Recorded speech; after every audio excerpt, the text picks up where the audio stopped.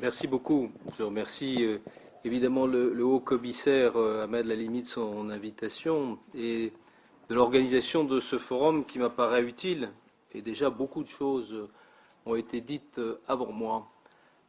Une chose n'a peut-être pas été suffisamment soulignée, c'est que je pense que le climat a changé et que l'élection de Barack Obama il y a 4 mois fait que la tonalité de nos discussions aujourd'hui est peut-être différente de celle qu'elle aurait été hier.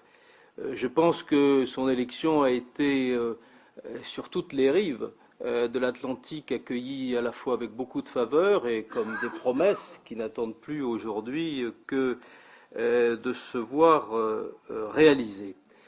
En tout cas, la famille atlantique s'est retrouvée d'une certaine manière. Et d'ailleurs, le sommet du 60e anniversaire qui s'est tenu à Strasbourg a été une occasion de retrouvailles réussies, marquée notamment par le retour de la France dans le commandement intégré de l'Alliance. Mais évidemment, à cette occasion, ce que l'on pouvait se dire derrière cette photo de famille un peu idyllique, c'est derrière ces officialisations, derrière la déclaration de la fin du sommet, derrière la mise en œuvre de réflexions sur un nouveau concept stratégique de l'Alliance pour le XXIe siècle, c'est quelles étaient au fond les clarifications qui n'étaient pas faites en termes de défense collective, en termes de définition des espaces stratégiques concernés par cette alliance. Et je dirais surtout d'un point de vue que des opinions publiques, même sur le sens de cette communauté atlantique.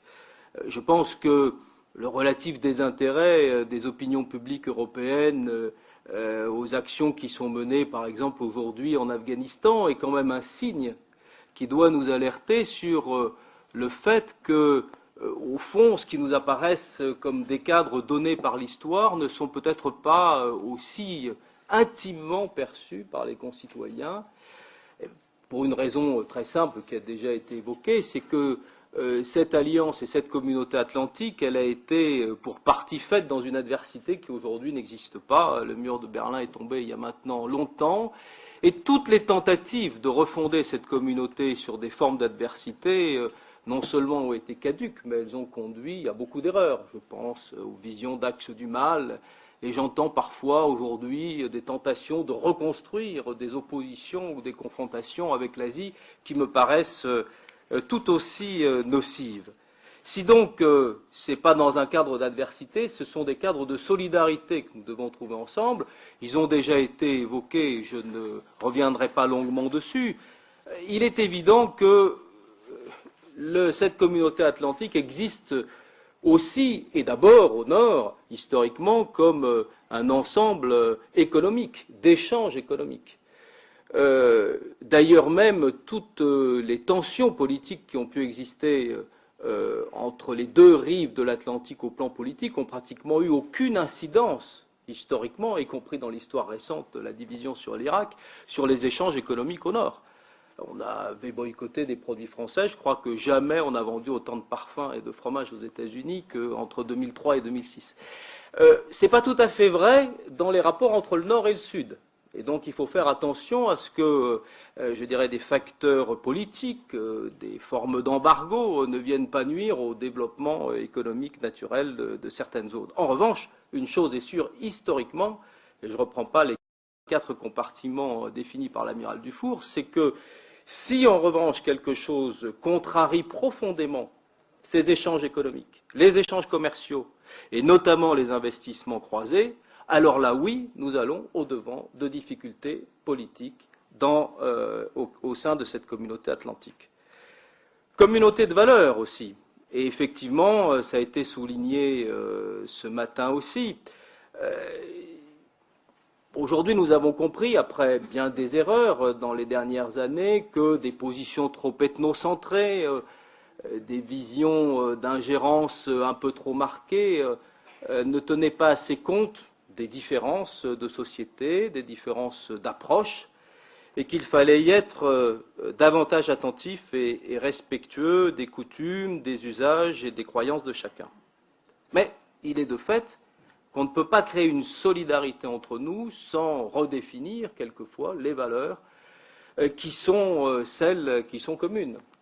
Dans l'ordre, l'état de droit, je crois que c'est vraiment dans cet ordre qu'il faut les situer, le développement économique et la croissance, et enfin la démocratie, en évitant que l'un serve d'excuse à l'absence du progrès dans l'autre.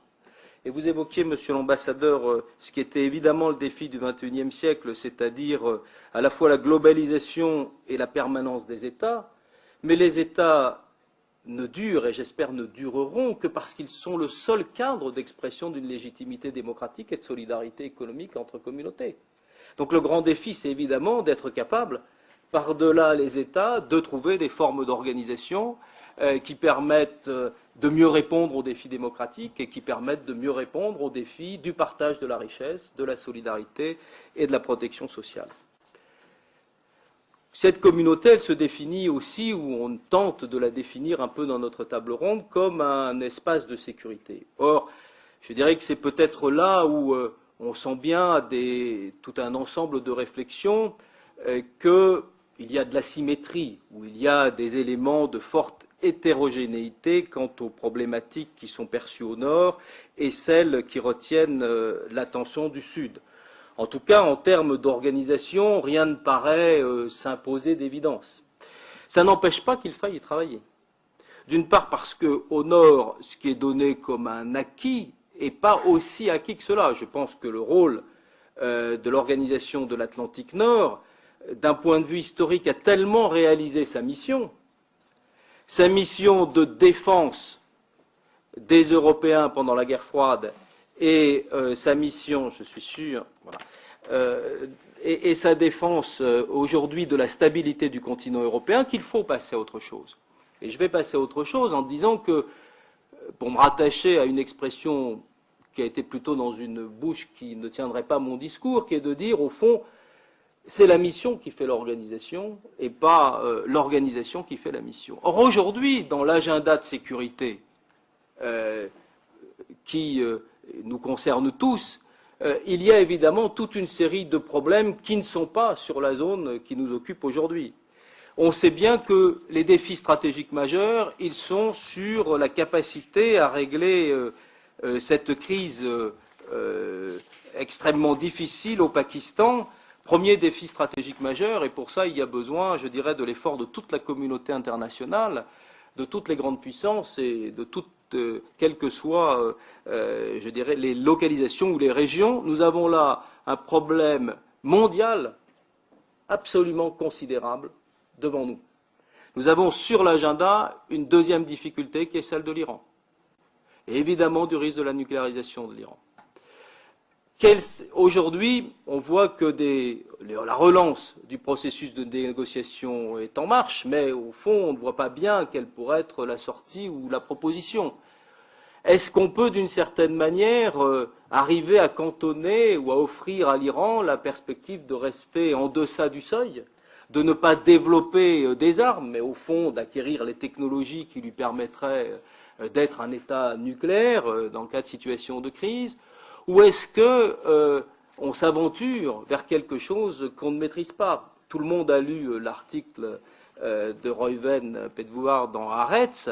Et ce qui est intéressant dans cet article, dans lequel il montre, après des analyses faites par le CSIS sur l'impossibilité de frappe israélienne sur l'Iran, c'est qu'au fond, la logique, elle est de revenir à des formes de dissuasion classiques pour Israël, mais qui implique évidemment le développement des armes nucléaires israéliennes, si on lit la fin de l'article.